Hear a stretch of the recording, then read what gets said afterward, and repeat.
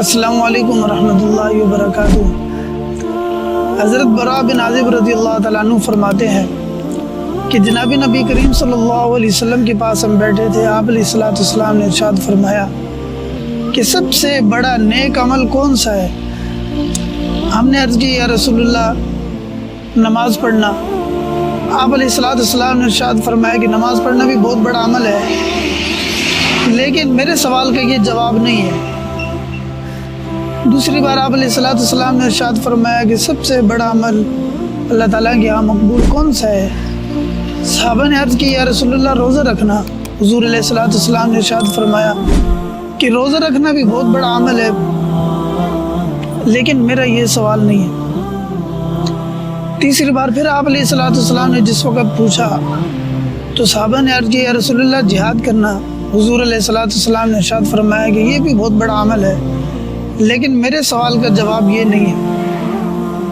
پھر آپ علیہ الصلوۃ والسلام نے ارشاد فرمایا کہ ایمان کے اندر سب سے بڑی چیز اللہ تعالیٰ کی ذات کے ساتھ محبت ہونا ہے، اور اللہ ہی کے لیے کسی کے ساتھ محبت کرنا، اور اللہ ہی کے لیے کسی کے ساتھ بغض کرنا۔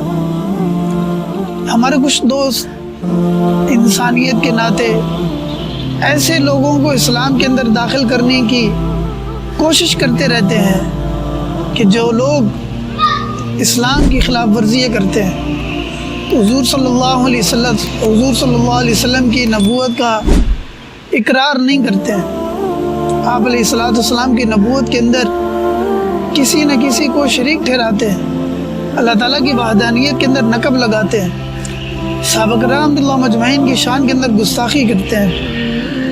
ان سب سے بڑھ کر اسلام کے مخالف ہیں، اور اسلام کے خلاف ہر وقت وہ سوچنے کے اندر کوشاں رہتے ہیں۔ ان کی ہمدردیاں اور ان کی محبت اور ان کی الفتیں اور مصنوعی ان کے تعلقات کو زندگی کے اندر لے کر آ کر ان سے متاثر ہو کر اسلام کے ساتھ ان سب کو ملانے کی کوشش کرتے ہیں، یہ سب کا سب جھوٹ ہے، کیونکہ حضور صلی اللہ علیہ وسلم نے ارشاد فرمایا سب سے بڑا فارمولہ دنیا کے اندر کامیابی کا وہ کلمہ ہے۔ اگر کلمہ گو ہے، خواہ کسی بھی حالت کے اندر ہے، اللہ تعالیٰ کے ہاں کسی نہ کسی لمحے قبول ہو سکتا ہے۔ لیکن اگر کوئی آدمی ایسا ہے کہ کلمہ گو نہیں ہے، اللہ تعالیٰ کی ذات سے، اللہ تعالیٰ کے دربار سے روگرداں ہے، یہ شخص کسی وقت بھی ہمارا ہمدرد نہیں ہو سکتا ہے۔